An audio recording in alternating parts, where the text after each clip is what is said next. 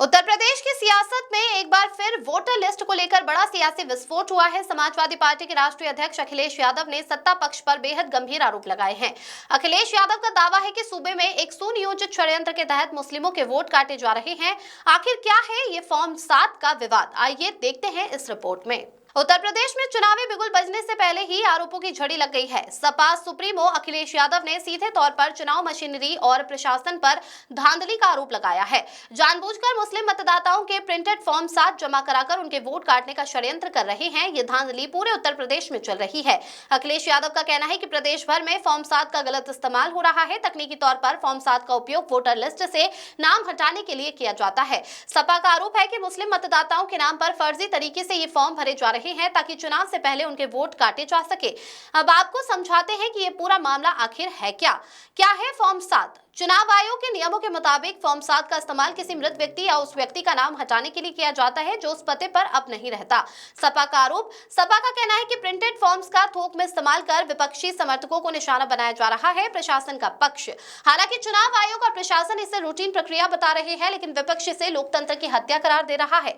क्या वाकई यूपी में वोट काटने का कोई सीक्रेट प्लान चल रहा है या ये महज चुनावी माहौल गरमाने की कवायद है? इस खबर पर हमारी नजर बनी रहेगी। Bureau report.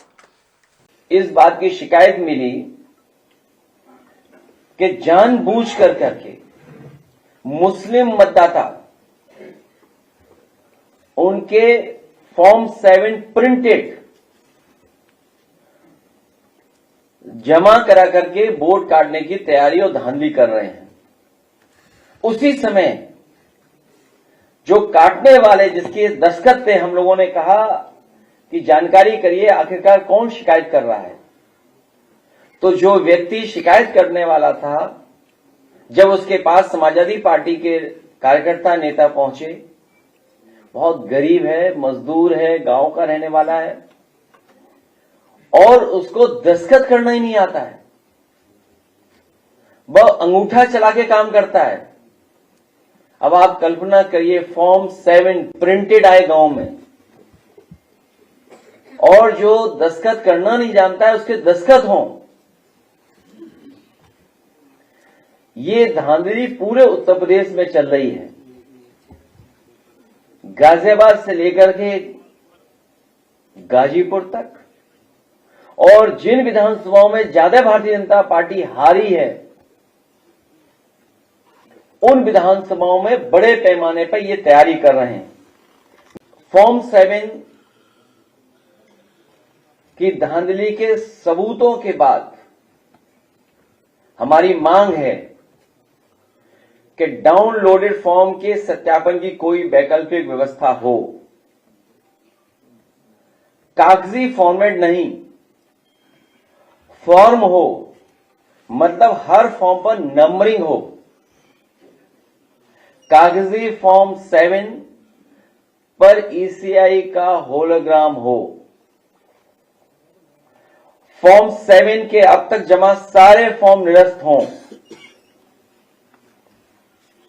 अब तक जमा हुए सारे फॉर्म पर जो हस्ताक्षर हों उनकी न्यायिक जांच हो।